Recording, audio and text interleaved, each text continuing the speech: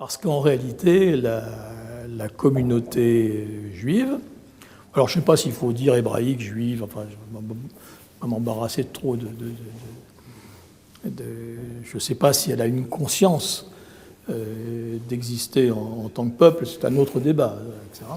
La paléogénétique nous réserve de grandes surprises, parce qu'elle nous montre que finalement, en Juda, c'est-à-dire l'actuelle Judée, en Samarie et en Galilée, au fond, il y a peut-être 40 000 à 60 000 juifs au plus. C'est d'ailleurs les évaluations de Flavius Joseph qui nous a fait connaître les travaux de Manéthon, parce que c'est par Flavius Joseph que nous connaissons le travail de... Un historien romain?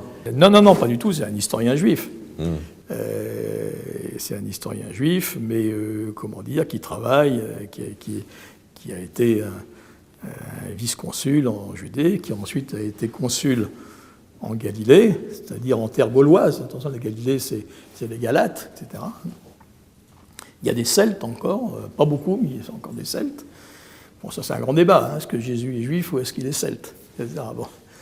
C'est comme David, il est roux, donc on peut penser qu'il est celte. Bon. Vous voyez ce que je veux dire? Métissage, c'est compliqué tout ça. Brassage de population. La Bible, elle explique bien tout ça, d'une certaine façon. Donc Flavius Joseph évalue... Alors, il est juif, ça, c'est clair, mais il travaille avec une grande famille romaine, et vous avez des grandes familles romaines juives déjà installées. D'ailleurs, on pense que les grandes familles romaines, qui jusqu'à Constantin, sont en réalité des familles juives. Donc je sais que faut pas dire ça fait tabou. Moi personnellement, j'ai jamais cru en la séparation entre le christianisme et le judaïsme. Je pense que c'est une seule et même racine qui s'est séparée et qui s'est encore plus séparée dans les temps modernes, surtout à partir du XVIIIe siècle. Mais à l'époque, c'est très difficile de faire la distinction. Et Flavius Joseph en est un exemple, parce qu'il va collaborer avec les Romains pour assurer la destruction, de Jérusalem. Voilà, bon, ça c'est pas tabou, puisque les textes sont d'une clarté et donc, totale. On a 40 à 60 000 personnes. Alors, et Alexandrie, il y a au moins 500 000 personnes qui sont de... Alors, je ne sais pas comment il faut les qualifier. Est-ce qu'il faut les qualifier de juifs, d'hébreux, de J2? On parle par l'appeler au groupe ou autrement, mais enfin, c'est un fait.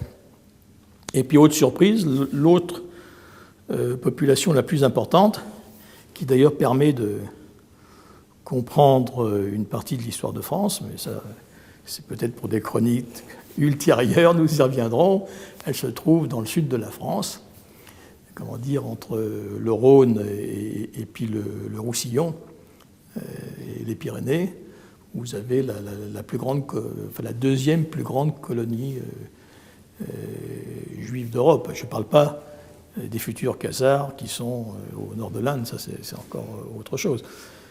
Et donc, tout ça, à la fois les textes historiques et à la fois les analyses génétiques viennent étayer tout ça. Évidemment, c'est très difficile d'arriver